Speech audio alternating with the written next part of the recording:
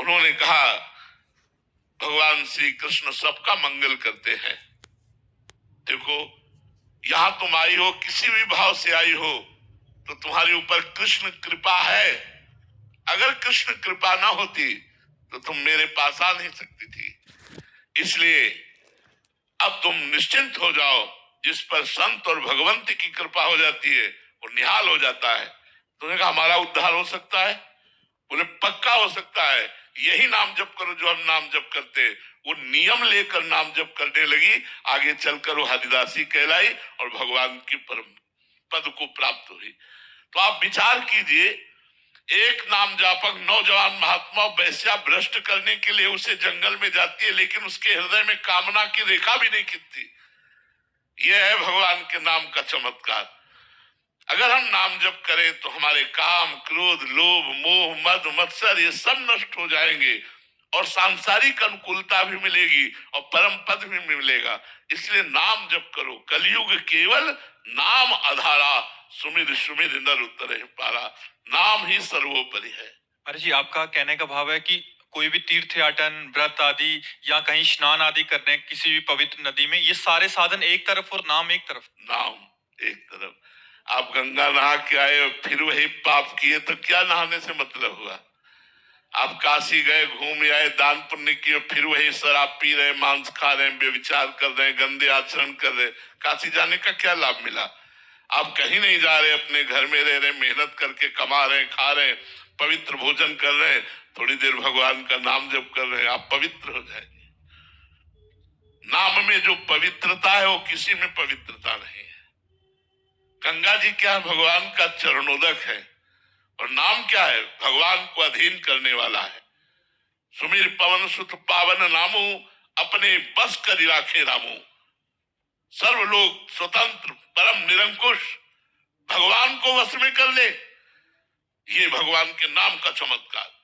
अगर नाम जप है तो गंगा गया, काशी तीर्थ आदि जाओ चाहे ना जाओ, नहाओ चाहे ना नहाओ, अपवित्र पवित्रो वा सर्वावस्थांगतो विवाह या स्मरेत पुंडरीकाक्षम स्वायाभ्यंतरा शुचि। वो बाह्य और अभ्यंतर से परम पवित्र हो जाएगा जो कमल नयन अरविंदाक्ष भगवान श्री हरि का नाम जप करेगा। नाम जप से बढ़कर कोई दान नहीं, पुण्य नहीं, स्नान नहीं, कोई तीर्थ नहीं। नाम से बढ़कर कोई। जिसने नाम रूपी तीर्थ में डुबकी लगा ली वो सबसे बड़ा हो गया।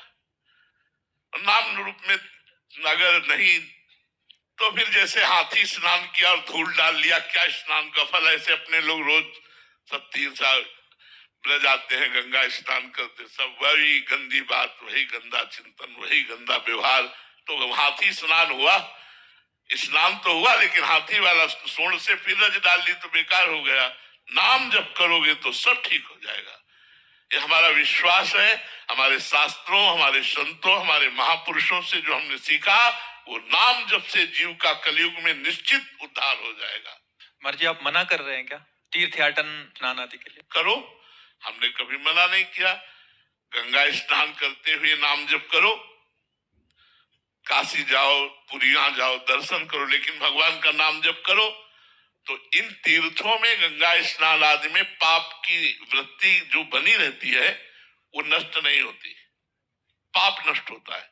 गंगा पापम, पाप वृत्ति नाश की बात नहीं कही, गंगा पापम, गंगा पाप नष्ट करती। गंगा गंगा यो ब्रुयात योजना नाम से तई रपी, 400 कोस दूर से बोले गंगा गंगा तो पाप नष्ट हो जाएंगे।